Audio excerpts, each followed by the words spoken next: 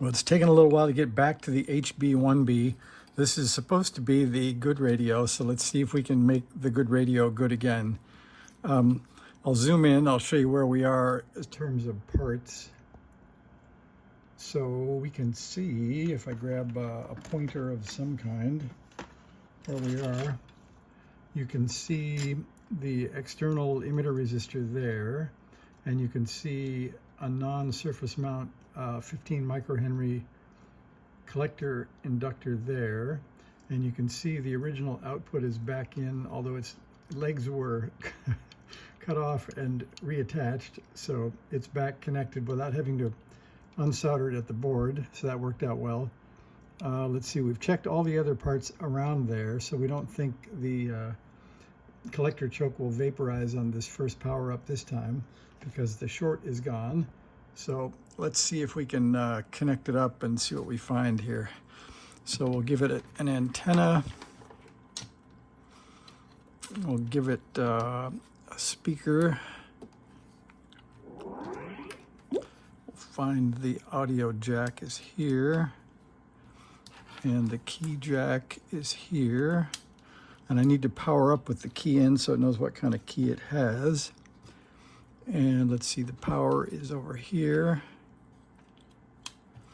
And, okay, well, we're first, just for your dining pleasure, we'll zoom in right on the choke, just in case. Because you don't want to, oops, you don't want to miss things like that. And I think that's about as good as I can get. All right, then I'm going to reach under and power up. I think. Wrong side. Okay, here we go. There's the energized. Well, we don't see that initial little puff of smoke, so I think we'll touch the inductor. Yes, the inductor is not hot. That's good. So let's quickly see if we can zoom out and prove that it's a radio.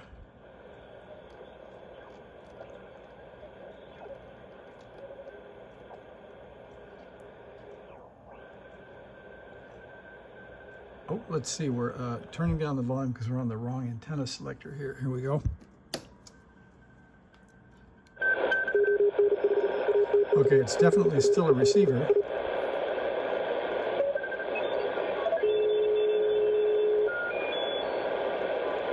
And that's good.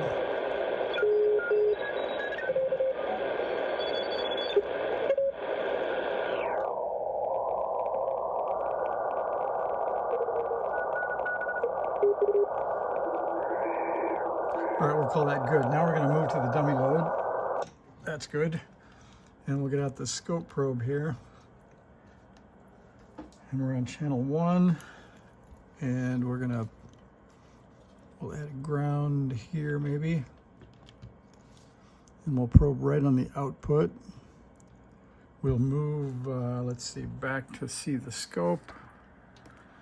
And we will set up for 5 volts per division. Being optimistic as we are, that something may just happen. All right, so we're on the dummy load. We've got power, we've got the scope on. We'll try a key here, 1, 2, 3. Oh, look at that, that's good. But that looked way too high. So that was a full screen, 5, 10, 15, 20, 25, 30, 35, 40. So that would make me think it's running into an open circuit, or I was on the wrong scale. Maybe I was on the wrong scale. So here's really 5 volts per division. That's better. All right, so if that's really 5 volts per division, then we're not doing much yet.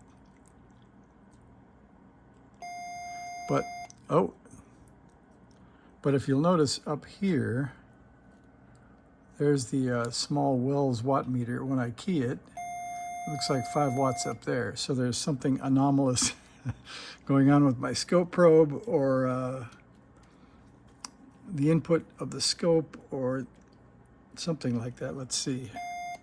That really says that. So we're AC coupled. We're on channel 1. Oh, there we are. So the when you have a scope probe that's a 10 to 1, the way the scope knows if it is a 10-to-1 is it has this contact that has to hit that ring. And after 20 or 30 years, they get a little oxidized. So sometimes that ring won't contact, and you actually will be on the 50 volt per division scale. So not 5. So I'm not sure. Yeah, I think that really is 50. So we're gonna go down to 5 now. 10. So it's higher than I would think, but let's see what we have. So peak to peak, we need triggering on channel 1,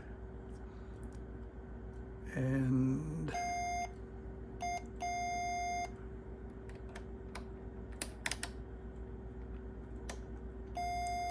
that's better. Let's see if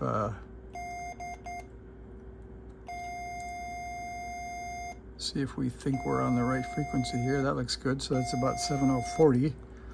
And now we'll look at the amplitude.